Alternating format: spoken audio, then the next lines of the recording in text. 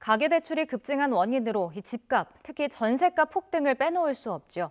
이런 점을 고려해 정부가 전세대출의 숨통을 틔우긴 했지만 실수요자에겐 여전히 문턱이 높은데요.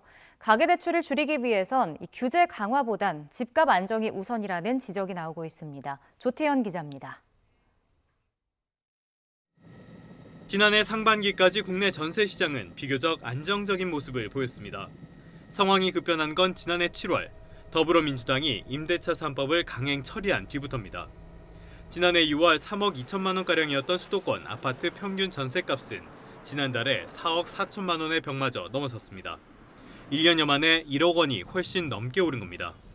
집값 상승까지 맞물리며 자연스럽게 대출도 급증했습니다. 지난달에도 은행권의 주택 관련 대출은 6조 원 가까이 늘었습니다.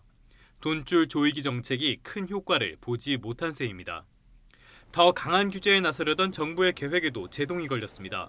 실수요자 보호 차원에서 전세 대출은 총량 관리 대상에서 제외한 겁니다. 10월, 11월, 12월 중에 전세 대출에 대해서는 저희가 한도 관리, 총량 관리를 하는 데 있어서 유연하게 대응하도록 할 생각입니다. 그렇다고 실수요자의 숨통이 트인 건 아닙니다.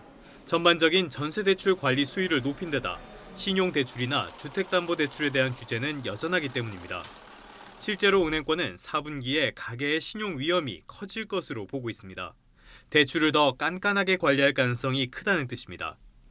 조만간 추가 관리 방안을 내놓으면 만만치 않은 부작용이 불거질 수 있다는 전망도 나옵니다. 은행권에서 대출을 줄인다 그러면 대출의 실수요자들을 이렇게 제2금융권, 제3금융권으로 오히려 내모는 이런 현상들이 발생해서 가계부채 관리에 오히려 안 좋아질 수 있는 부정적인 영향이 있을 수 있다. 가계대출이 우리 경제의 시한폭탄이라는 건 부정할 수 없는 사실입니다. 다만 규제에만 집중하기보단 집값 폭등이라는 원인부터 해결해야 한다는 목소리가 커지고 있습니다. YTN 주태현입니다.